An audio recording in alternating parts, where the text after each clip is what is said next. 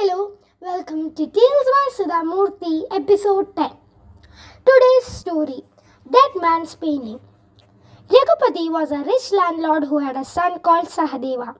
The boy's mother had died when he was very young, so Sahadeva was brought up by his father. He became a spoilt and mean child. While Sahadeva was about 10 years old, his father married a second time. His new wife, Arundhati, was a sweet, good-natured woman. Sahadeva was furious when his father got a new wife home and refused to well behave with his stepmother. After some time, when Arundhati gave birth to a boy, Sahadeva started hating her even more. He wanted nothing to do with his stepmother. Raghupati tried his best to make him see reason, but he refused to listen. Then came a day when Raghupati fell very sick. Though he was treated by the best doctors in his kingdom, he soon realized he was near end. He decided to make a will and write down his vast property should be divided after his death. When he finished writing his will, he called his wife and told her, "When you first read this, it may seem to you that I have done a great injustice, but have faith. I only want to protect you and our son Janardhan from Sahadeva's wrath." Then he gave her a beautifully framed painting of his own face, and done by one of the best artists of the kingdom, and told her, "When our son Janardhan is 18 years old, take this to King's Minister Krishnakant. He will see that justice is done to you." Arundhati was puzzled. "Do you know Krishnakant?" she asked. "No," replied her husband, "but I have heard a lot about his wisdom. He will know to help you." A few days after this conversation, Raghupati died. Sahadeva could not wait for the rituals to be over so he could read the will. Then came the day when the will was finally opened and read out. In it, Raghupati had left his large mansion and his surrounding fertile field to Sahadeva. To Arundhati and Janardhan, he had left only a ramshackle outhouse and some dry scrub land surrounding it. Sahadeva was thrilled when he heard it.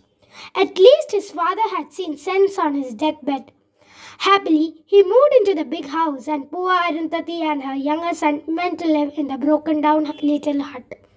But she remembered what her husband had told her and kept the painting safe with her, waiting for the day Janardhan would turn 18. Thus years passed, and on the day of Janardhan's 18th birthday, Arundhati made her way to Krishnakant's house, the painting tucked under her arm. When she met him, she told him the entire story. Krishnakant was surprised. How was he to help her? After all, he had never seen, let alone known Raghupati, but Arundhati was insistent. "You must help," she pleaded. "My husband had great faith in your wisdom." She left the painting with him and went back home. After she had gone, Krishnakant laid the painting on the floor and looked at it carefully. He wondered what secret was hidden in it. Then he noticed the painting was crooked and pulled at one corner. To his surprise, the painting came out, and hidden behind it was a sheet of paper. A letter. "Sir," said the letter, "you must be reading this many years after my death. In my life, I heard many stories about you and how you help the people who are in trouble. I am sure my wife and son are in misery now. You have to help them somehow. The painting you are holding is my portrait. I can also tell you that the house where my wife now lives has 10 golden bricks.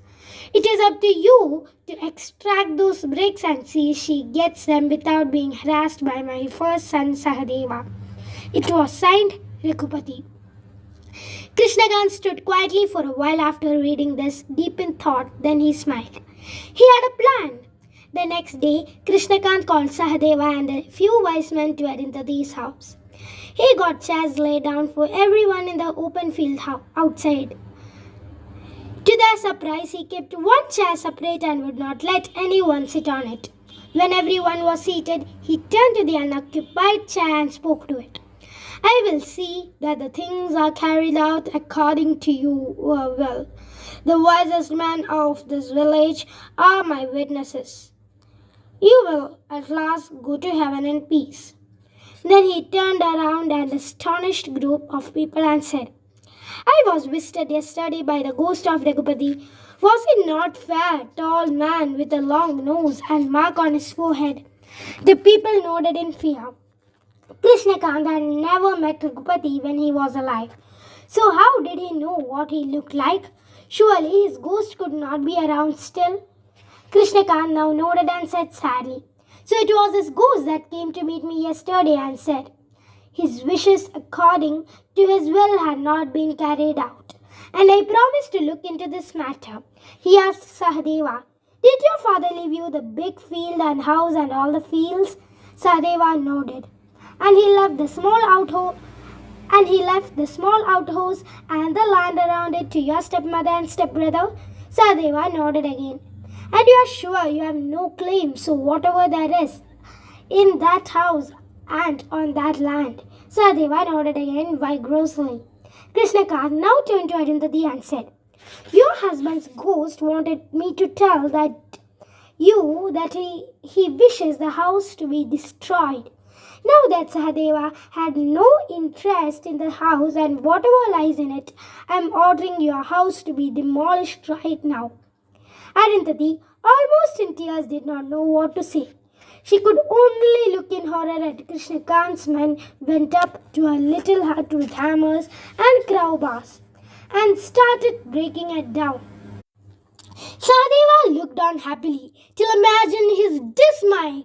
The men came back to the group holding 10 golden bricks in their hands. Krishnakant turned to Arundhati. Your husband left these bricks in your house.